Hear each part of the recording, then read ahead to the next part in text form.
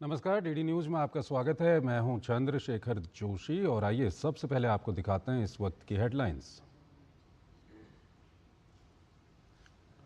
उत्तर प्रदेश में draft voter list जारी। निर्वाचन आयोग ने दावे और आपत्ति दर्ज कराने के लिए 6 जनवरी से 6 फरवरी तक का दिया समय। 6 मार्च को जारी की जाएगी फाइनल वोटर लिस्ट।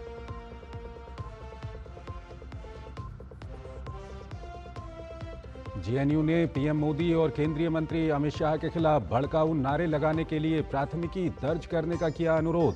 भाजपा ने कहा, जेएनयू में देश विरोधी ताकतें भारत का कर रही हैं अपमान।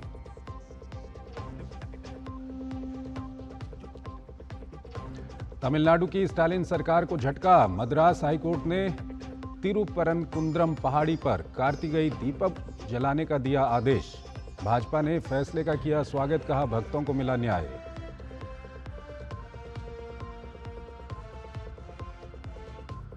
सिख मर्यादा पर विवादित टिप्पणी के मामले में श्री अकाल तख्त साहिब ने मुख्यमंत्री भगवंत मान को किया तलब। 15 जनवरी को पेश होने का निर्देश।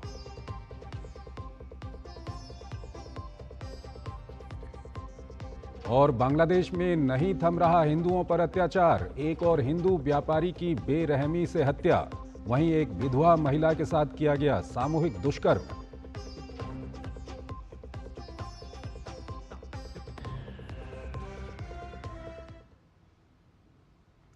और आइए अब खबरों को विस्तार से देखते हैं। उत्तर प्रदेश में एसआईआर प्रक्रिया पूरी होने के बाद मंगलवार को ड्राफ्ट मतदाता सूची जारी कर दी गई है।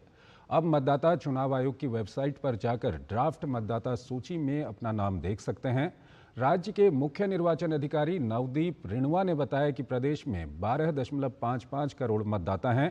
पहले चरण के बाद 2 करोड़ 89 लाख यानी 18% नाम कट गए। साथ ही कहा कि मतदाता सूची में एक से अधिक स्थानों पर दर्ज पाए जाने वाले मतदाताओं के नाम केवल एक ही स्थान पर रखे जाएंगे। मतदाता सूची में एक से अधिक स्थानों पर पंजीकृत मतदाताओं की संख्या 25,47,000 है।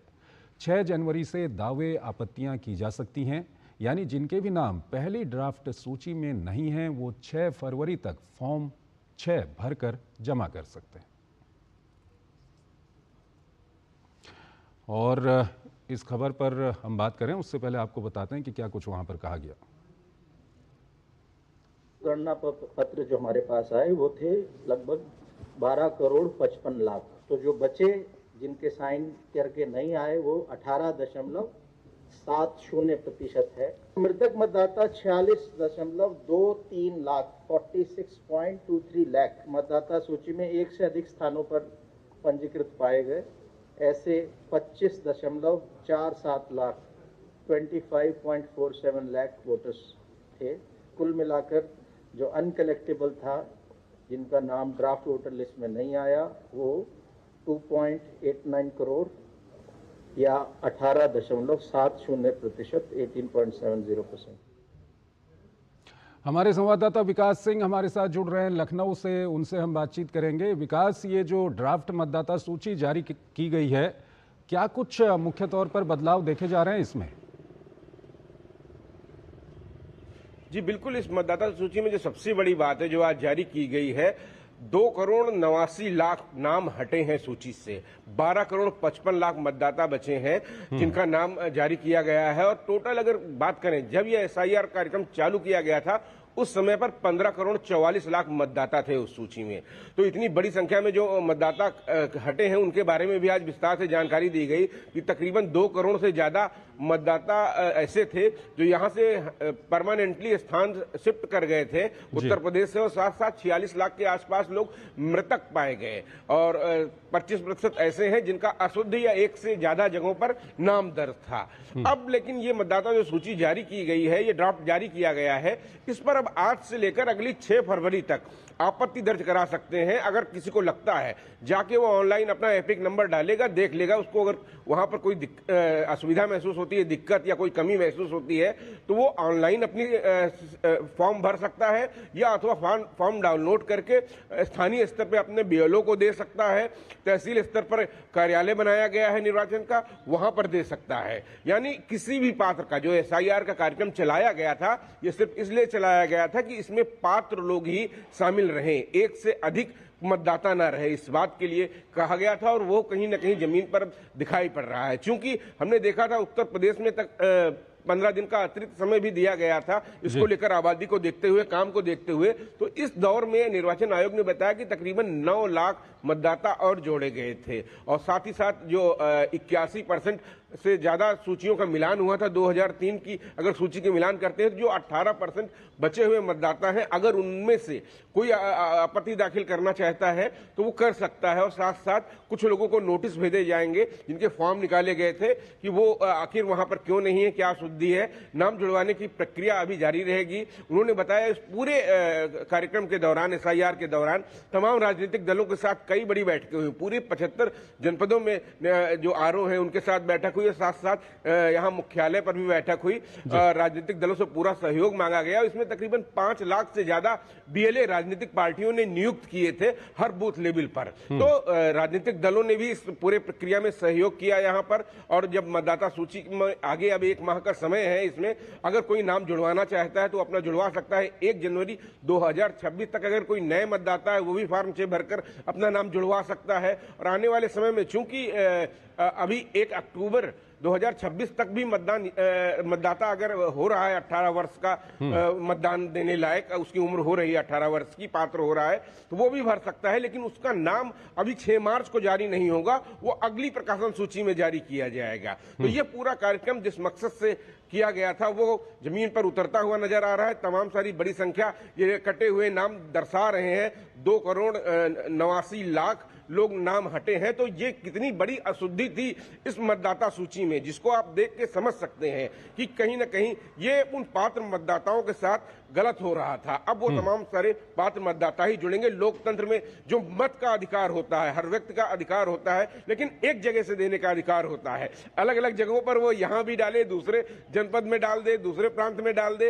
एक व्यक्ति एक मतदान होना चाहिए, मताधिकार का प्रयोग होना चाहिए। उस पर कहीं ना कहीं चीजें जमीन पर दिखाई पड़ी है। और आने वाले समय में 1 माह में कोई भी आपत्ति दर्ज करके अगर कोई कमी लग रही है तो दाखिल कर सकता है, आयोग उसका निस्तारण करेगा। बिल्कुल विकास, चुनाव आयोग की तरफ से कहीं ना कहीं ये काबिले तारीफ एक काम किया गया है, क्योंकि इतनी बड़ी अशुद्धि इस निर्वाचन सूची में थी जिसको दूर किया गया है। लेकिन हमने देखा है कि SIR को लेकर के काफ़ी राजनीति भी हो रही है। क्या कुछ प्रतिक्रियाएं आपको वहां पर मिल रही हैं अभी? देखिए, राजनीतिक दलों की अगर बात करें, शुरुआत में जब SIR काम शुरू होने का ऐलान हुआ था उस समय तो प्रदेश में विपक्ष की पार्टियों ने भी विरोध दर्ज किया था, कुछ आपत्तियां दर्ज की थी। लेकिन उसके बाद धीरे धीरे जब ये प्रक्रिया आगे बढ़ी, निर्वाचन आयोग की तरफ उनकी बैठक हुई और उन्होंने जो चीजें बताई उसके अनुसार निर्वाचन आयोग ने भी जो अपनी बातें स्पष्ट की भी। तमाम सारे राजनीतिक दलों ने इस काम में अपने जो एजेंटों को लगाया। उसके बाद हमने देखा कि क्योंकि उत्तर प्रदेश आबादी की लिहाजे से सबसे बड़ा राज्य है, यहाँ पर 15 करोड़ 44 लाख की मतदाता सूची थी, तो उसमें राजनीतिक दलों ने पूरा सहयोग किया। और अब जाकर कहीं ना कहीं राजनीतिक दलों को भी लगता है कि इसकी जरूरत थी। हालांकि कुछ ऐसे नाम थे जिनको लगता था कि जिन लोगों के नाम नहीं जुड़ पाए हैं, इसको लेकर मुख्यमंत्री योगी आदित्यनाथ ने भी कहा था कि तमाम सारे जो भारतीय जनता पार्टी के कार्यकर्ता हैं, जो बूथ स्तर पर लोग हैं, वो भी निकले और मतदाता सूची में अगर किसी का नाम छूट रहा है वो भी जोड़ा जाए। यही काम समाजवादी पार्टी और कांग्रेस और BSP की तरफ से भी किया गया। अब कुल मिलाकर जब ये प्रक्रिया है तो लोगों को लग रहा है कि अपने राजनीतिक प्रतिनिधि जो पोलिंग एजेंट होते हैं उन सबको निर्वाचन आयोग के साथ सहयोग करके एक शुद्ध मतदाता सूची तैयार की जाए, जिसमें कोई कमी न रहे, कोई खामी न रहे। जी, बहुत बहुत आपका शुक्रिया विकास इन तमाम जानकारियों के लिए। और इसी के साथ यहाँ पर हम एक छोटा सा ब्रेक लेते हैं। ब्रेक के उस पार खबरों का सिलसिला जारी रहेगा।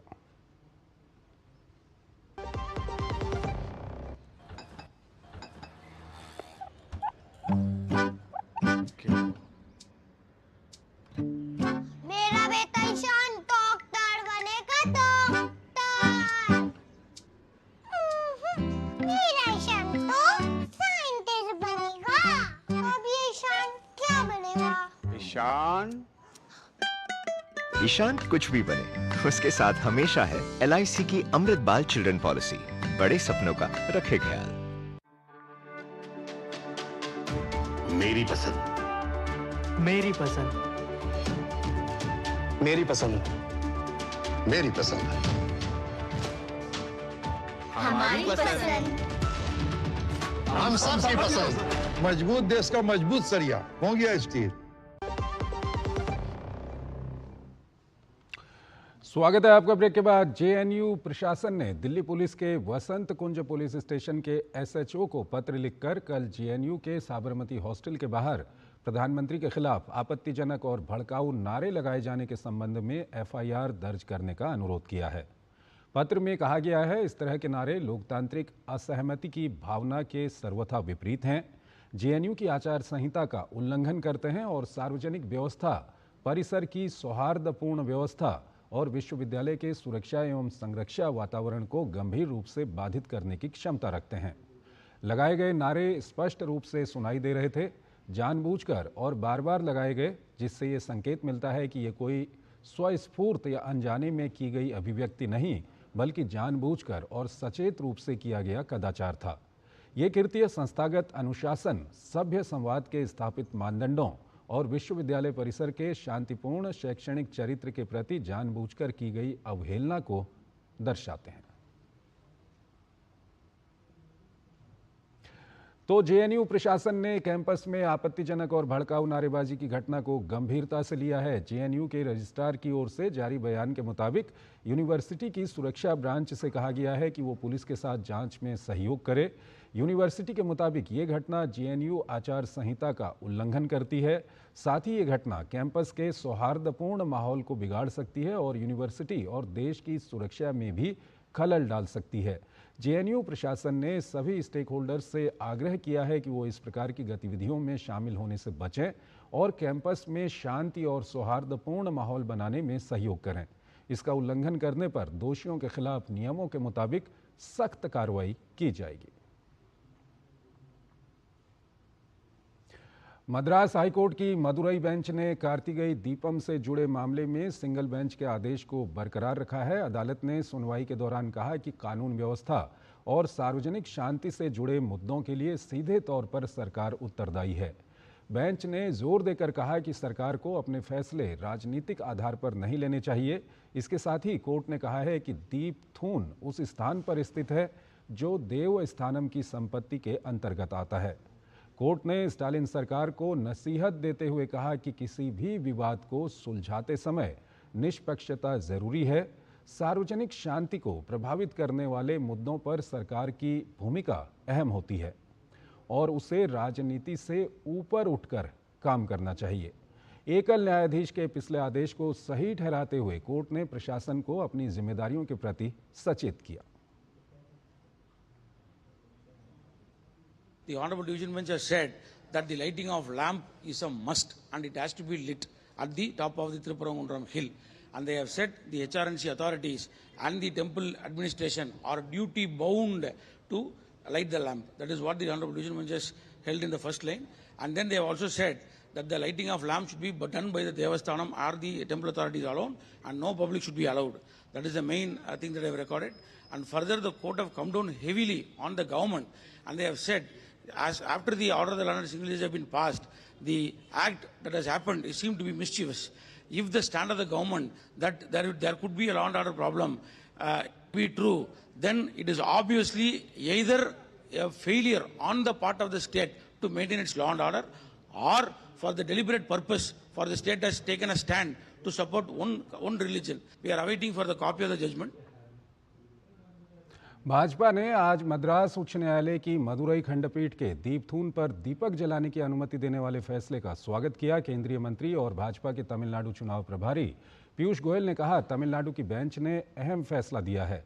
उन्होंने कहा, तिरुप्पारनकुंड्रम पहाड़ी पर स्थित प्राचीन मंदिर के भक्तों को न्याय मिला है, जहां भगवान मुरुगन विराजमान हैं।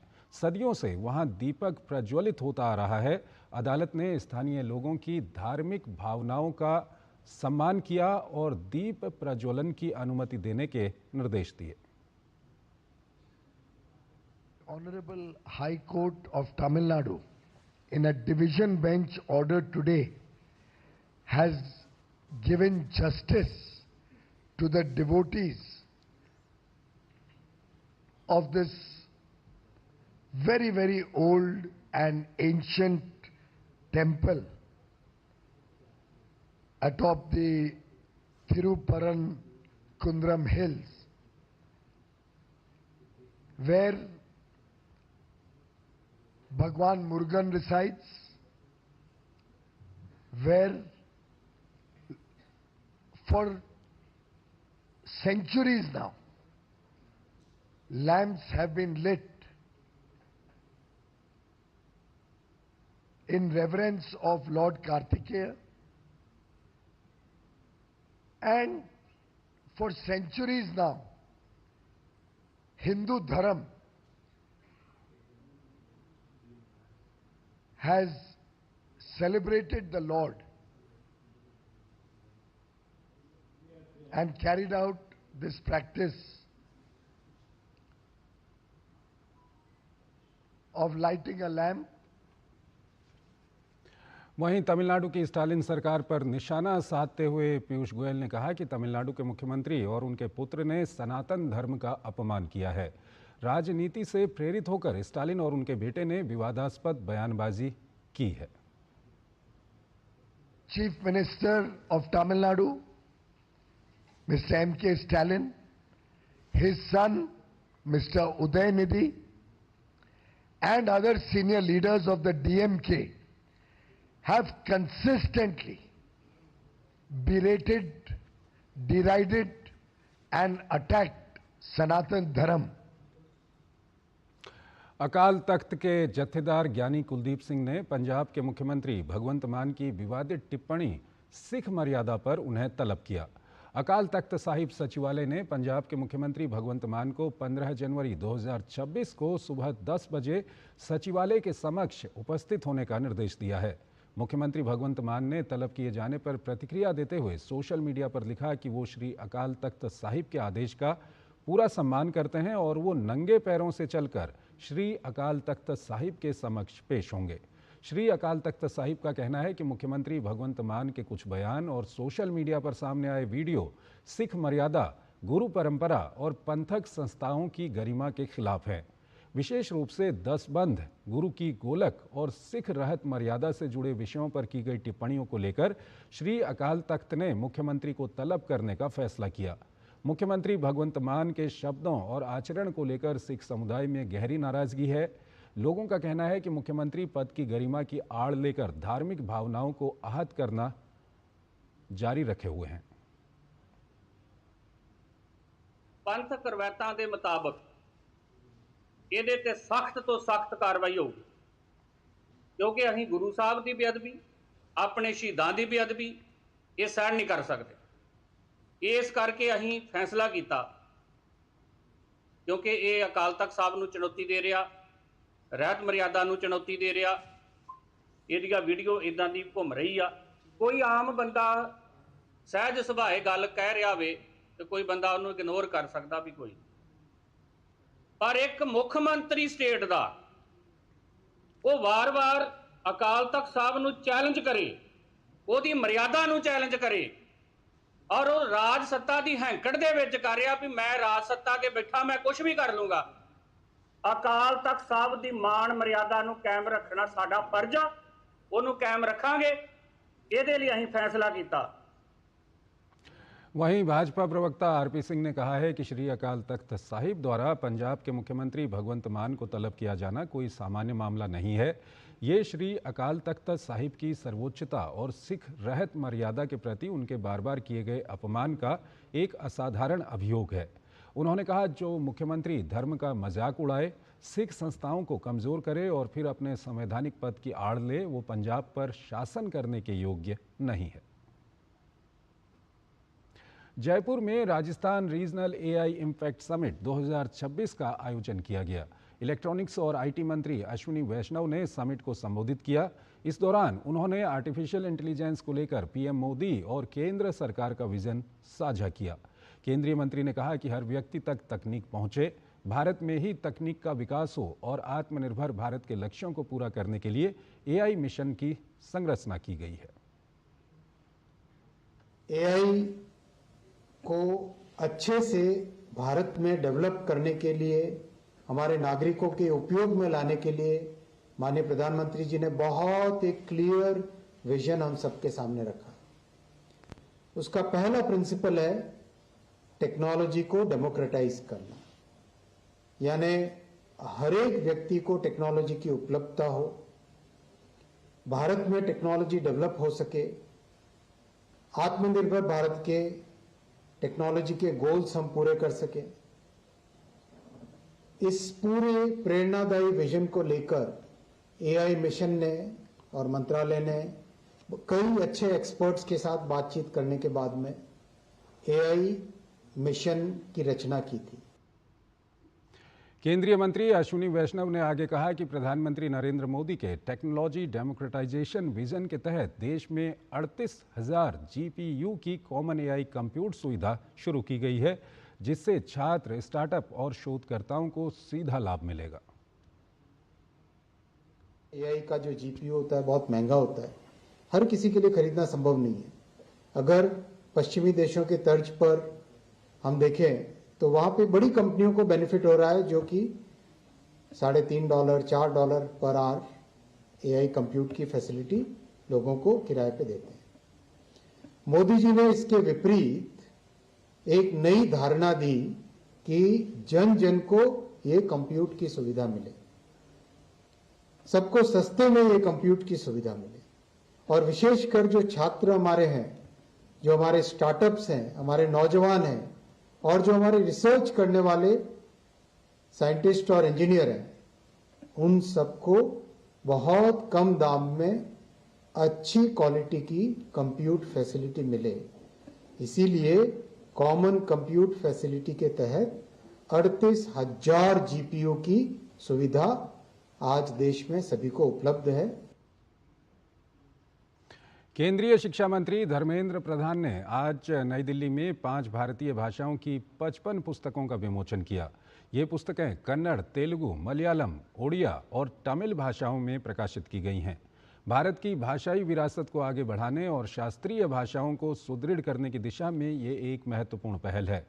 शिक्षा मंत्री धर्मेंद्र प्रधान ने इस मौके पर कहा कि राष्ट्रीय शिक्षा नीति 2020 भारतीय भाषा आधारित शिक्षा की परिकल्पना को आगे बढ़ाती है। उन्होंने कहा कि भारतीय भाषाओं का संवर्धन सरकार की प्राथमिकता में है। 2047 विकसित भारत के लक्ष्य में भारतीय भाषाओं की महत्व और बढ़े, महत्व है ही और बढ़े, उसके लिए भारतीय भाषा समिति हमने गठन किया है। उनकी नेतृत्व में हमने बाल वाटिका से, प्री स्कूल से लेके हाई एंड रिसर्च तक भारतीय भाषा में हो। आज भारत में 5वीं कक्षा तक मातृभाषा में पढ़ाने के लिए पहल किया जा रहा है। भारतीय भाषा में इंजीनियरिंग कोर्सेस भी बनी है। भारतीय भाषाओं में मेडिकल साइंस की कोर्सेस बनी है। भारत की कोर्ट्स में उनकी मातृभाषा आधारित कोर्ट लैंग्वेज बन रहा है। उत्तर प्रदेश की राजधानी लखनऊ में मंगलवार को मुख्यमंत्री योगी आदित्यनाथ की अध्यक्षता में कैबिनेट बैठक आयोजित की गई। बैठक में राज्य से जुड़े महत्वपूर्ण मुद्दों पर चर्चा करते हुए 13 अहम प्रस्तावों को मंजूरी दी गई। कैबिनेट के निर्णय नीतिगत सुधारों और विकास योजनाओं से जुड़े रहे। बैठक के बाद मुख्यमंत्री योगी आदित्यनाथ ने विकसित भारत जी राम जी कानून 2025 का समर्थन करते हुए कहा कि प्रधानमंत्री द्वारा ग्रामीण भारत को देश की आधारभूत इकाई मानते हुए विकास के लिए ठोस कदम उठाए गए हैं। उन्होंने कहा कि ये कानून ग्रामीण क्षेत्रों को सशक्त बनाकर विकसित भारत की परिकल्पना को साकार करने में महत्वपूर्ण भूमिका निभाएगा। बीपी जी राम जी एक्ट 2025, अगर हम इसकी उन विशेषताओं को देखेंगे, एक पारदर्शी प्रक्रिया, रोजगार सृजन की अधिक गारंटी और ग्रामीण क्षेत्र में अस्थायी परिसंपत्तियों के निर्माण के लिए, यानी ग्रामीण इंफ्रास्ट्रक्चर में वृद्धि करने के लिए एक महत्वपूर्ण अधिनियम पारित हुआ है और ये विकसित भारत की आधारशिला बनेगी। मुख्यमंत्री योगी आदित्यनाथ ने विपक्ष पर निशाना साधते हुए कहा कि देश किसानों और गांवों के हित में लाए गए सुधारों का समर्थन करने के बजाय इंडी गठबंधन बेवजह सवाल खड़े कर रहा है और अपनी पुरानी भ्रष्ट राजनीति को आगे बढ़ा रहा है। आश्चर्य होता है कि देश के हित में, श्रमिकों के हित में, किसानों के हित में, गांव के विकास के हित के लिए उठाए गए जिस महत्वपूर्ण कदम का समर्थन होना चाहिए, जिसका स्वागत होना चाहिए और आदरणीय प्रधानमंत्री जी के प्रति, एनडीए के प्रति जिस इंडी गठबंधन को आभार व्यक्त करना चाहिए, आभार व्यक्त करने की बजाय वह भ्रष्टाचार को प्रोत्साहित करने के अपने पुराने कारनामों को ही खुल के समर्थन कर रहा है। तो इस बुलेटिन में फिलहाल इतना ही। आप बने रहिए डीडी न्यूज़ के साथ। नमस्कार।